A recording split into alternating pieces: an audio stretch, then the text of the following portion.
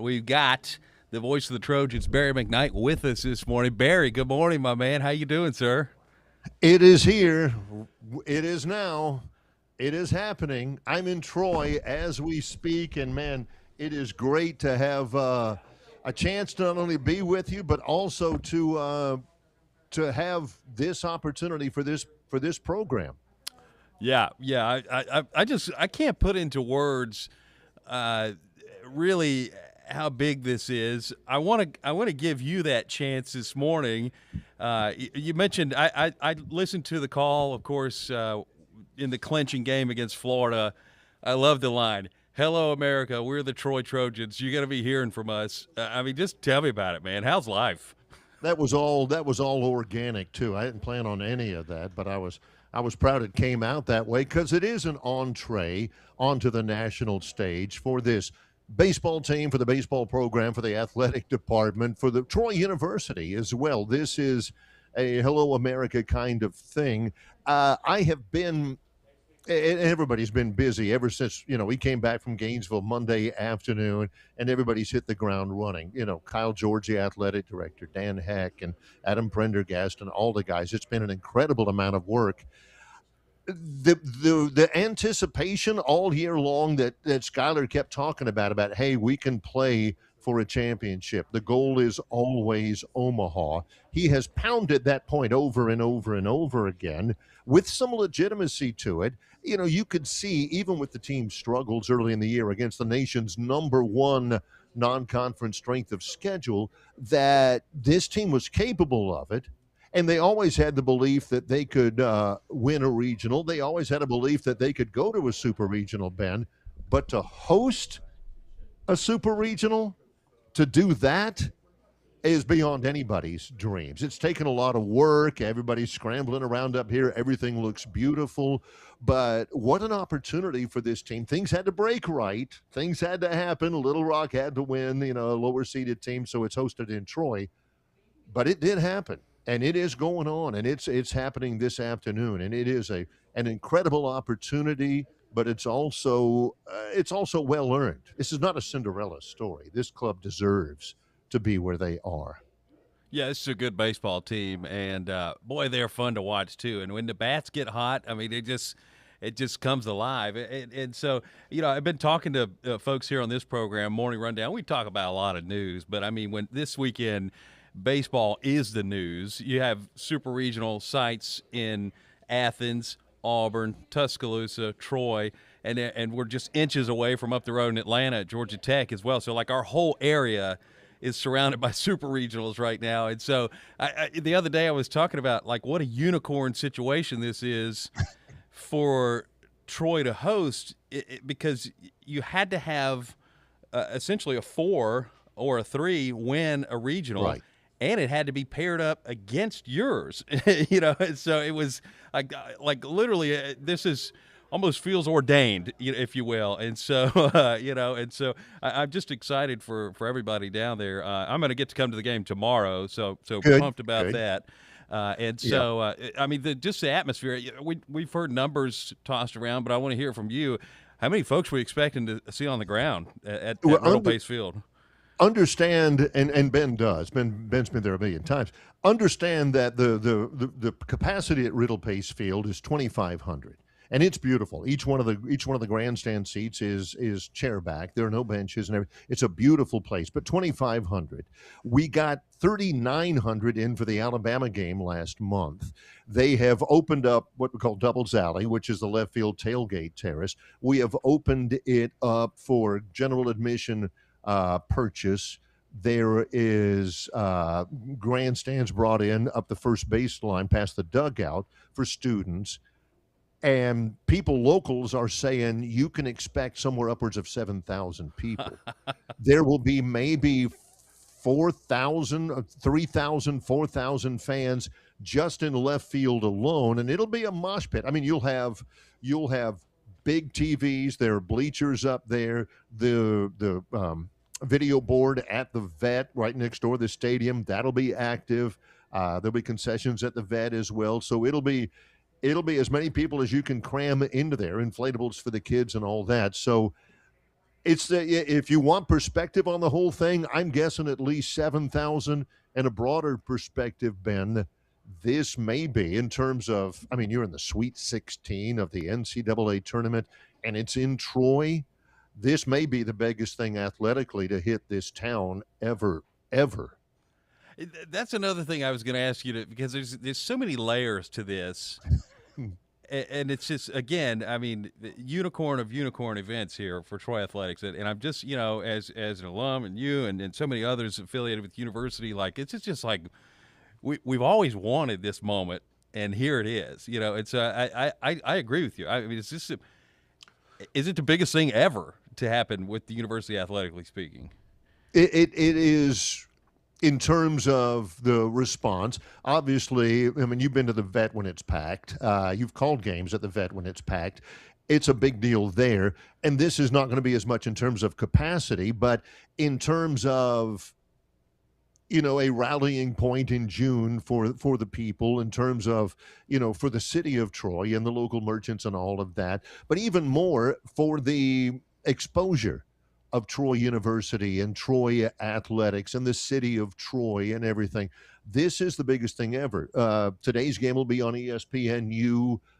There'll be highlights all over the place, and it will spotlight on a national scale Riddle Pace Field, the Troy baseball program. You'll see, shots of campus and all of that, with the chance to go to the College World Series. This already is as big a thing as it's hit Troy, but potentially it could be exponentially greater if the Trojans make it to Omaha. Absolutely. I want to ask you about some of there's a lot of hometown guys on this team. I see Elba, LaGrange, of course, right there in Troy, Pike Road. I mean, tell me about some of these. That's pretty special for these guys with the hometown flavor, especially to get to play this game at home too. That's perceptive, Ben, of you for you to point that out, because it is true. And not only is it true, Troy has built their roster a lot through the transfer portal. There's a lot of older players. Aaron Piasecki is a senior transferring in from Central Michigan. Josh Pine is the current active career leader in hits in the NCAA after spending 4 years at Indiana. So it's an older team, and a lot of guys from all over the place. But some of the core guys, especially lately, you got Jabe Boroff, who was the Gainesville Regional MVP. He's from Pike Road. Houston Markham is from Pike Road, and he hit 500 in the tournament. You've got Brady Richardson from Elba. You've got tons of players from south of here and east and west of here from the state of Alabama. 2 points to make about that. Number one, it has been timely in the fact that the big push that has really helped put Troy over the edge has been the bottom of the batting order and some of the problems that were solved there. And that means Boroff in the 8 hole and Houston Markham in the 9th hole, both from Pike Road, Alabama. And number two, it also speaks, with Troy hosting a super regional and Auburn hosting a super regional and Alabama hosting a super regional, Ben, it also speaks to the quality of college baseball and baseball as a whole within the state of Alabama. I've always thought this was an undersung and undervalued and an understated baseball area, and certainly in East Alabama, over where you are, and West Georgia and all that. It's a baseball hotbed, and it's about time that it got more of its due in terms of recognition for just how deep and how strong it really is. I know you got to go here in a minute because you got an incredibly busy day, but I want to come back on that point there, because I picked up the phone and talked to my dad Monday night after the game. And right. I said, Pops, I said, this is like, because I got my start really in journalism working for the Messenger, the newspaper there in town in Troy. And a lot of my responsibility was covering youth baseball. And I said, I told my dad, I said, the commitment in that region, right, in Troy and in Montgomery and Pike Road and those areas, like the commitment to youth baseball has been so strong. And I said, here on this team, you got a lot of kids that grew up right here in it. And are now playing on the biggest stages, right, for the Troy Trojans. I said, this is just a moment, man, and it just is really cool to see this all pay off. Yeah, so many of these guys, and I'm talking about Auburn guys and Alabama guys as well.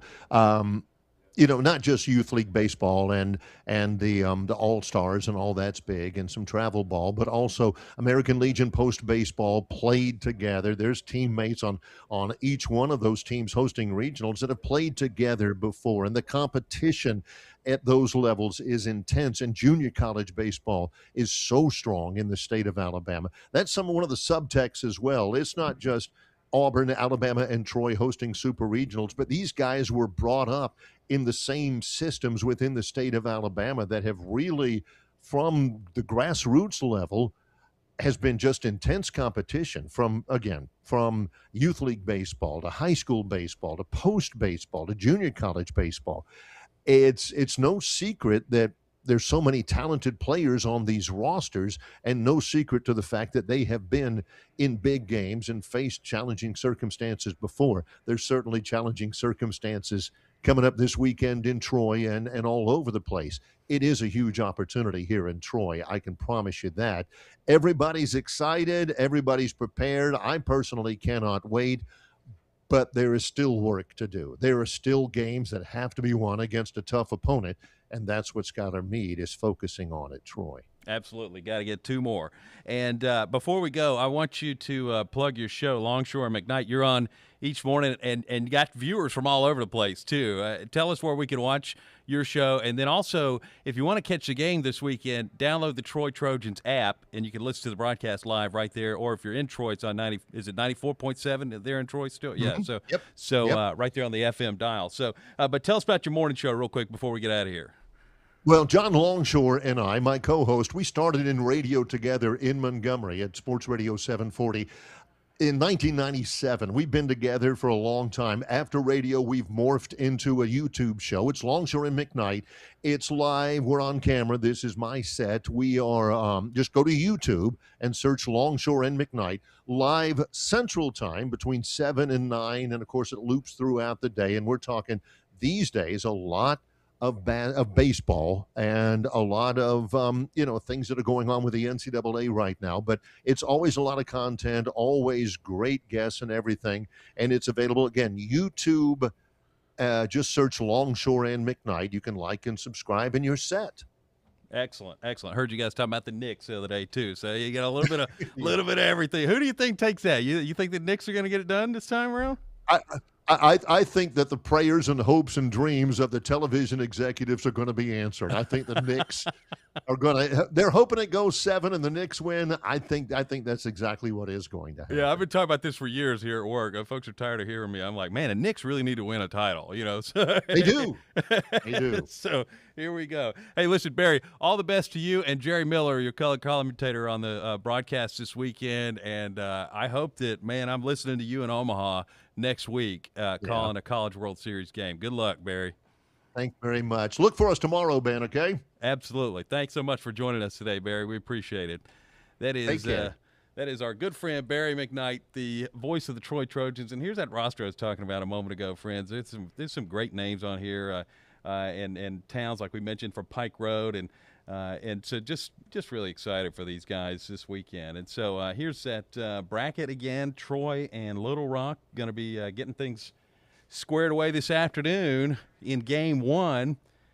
You got Alabama taking flight tomorrow with St. John's up in Tuscaloosa. Auburn and Ole Miss play late tonight. They're the primetime game this evening. I think that Georgia and Mississippi State, I mentioned that for a second, got maybe the worst timing draw of the whole thing.